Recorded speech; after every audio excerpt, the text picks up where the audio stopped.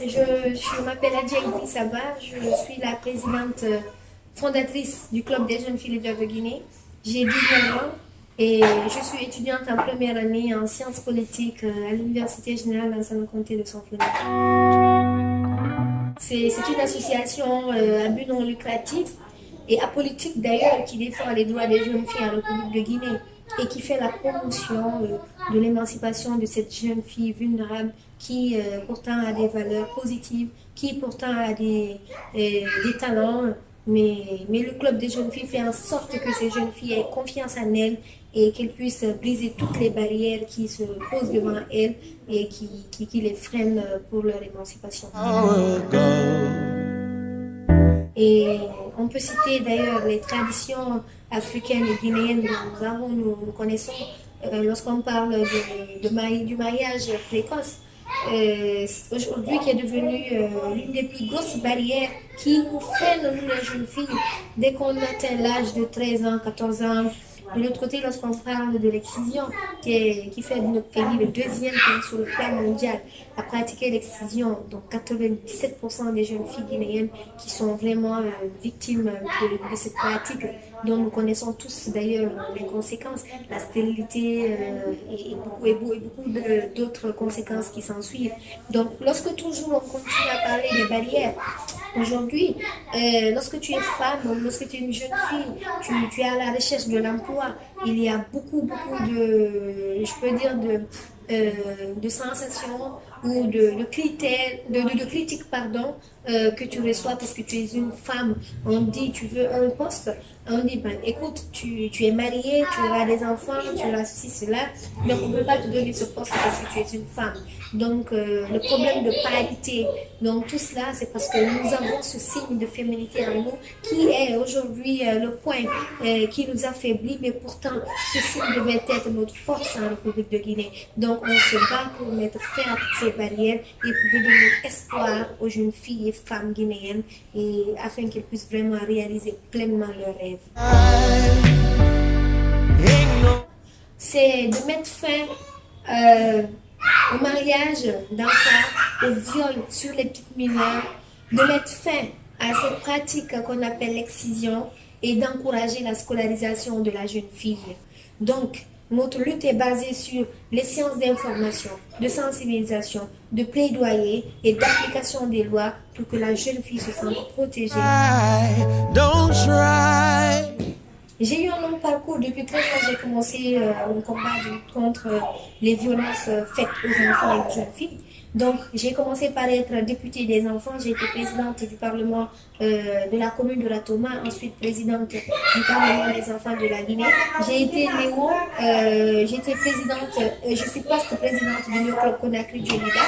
J'ai été animatrice d'une émission des enfants, dont j'appelais les gens à parler un peu des droits des enfants. Jusqu'à présent, aujourd'hui, je continue à l'animer. De l'autre côté aussi, j'ai créé le Club des jeunes filles leaders de Guinée qui est en train aujourd'hui de faire des droits de la jeune fille une réalité dans le pays. Donc, je suis aussi la présidente la vice-présidente du Conseil consultatif des enfants et jeunes de Guinée. Et de l'autre côté, pour finir, je suis la chargée de com et des affaires extérieures de Afrian, qui est un réseau de l'Afrique de l'Ouest et du Centre, qui fait la promotion des dividendes démographiques au niveau de l'Union africaine. Mon papa qui a été un enfant orphelin dans les rues, qui a vraiment beaucoup souffert, et c'est ce qui m'a beaucoup engagée dans la défense des droits des enfants.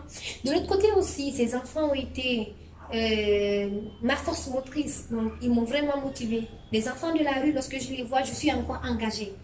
Lorsque je vois des femmes, des grandes personnalités qui sont en train de faire de très belles choses, je suis encore engagée. Mais lorsque je vois cette belle équipe que j'ai aujourd'hui, ces jeunes filles dans le club des jeunes filles, je resterai toujours engagée parce que c'est elles qui me motivent. À me prendre comme modèle, je resterai toujours engagée dans la lutte que je défends. Nous faisons face au silence. Nous faisons face ici à ces jeunes filles qui refusent. C'est pas parce qu'elles ne veulent pas, mais c'est parce qu'elles se sentent obligées de ne pas dénoncer. Donc, je dirais à ces filles, Nous avons des droits. Nous devons être celles qui doivent être dorlotées par nos maris, par nos parents. Nous devons être des princesses. Donc, nul n'est vraiment appelé à nous violer ou à nous violenter ou à nous battre. Vous qui êtes battus par vos maris et vous décidez de vous taire pour vraiment préserver l'honneur de la famille, je vous félicite pour ce acte noble.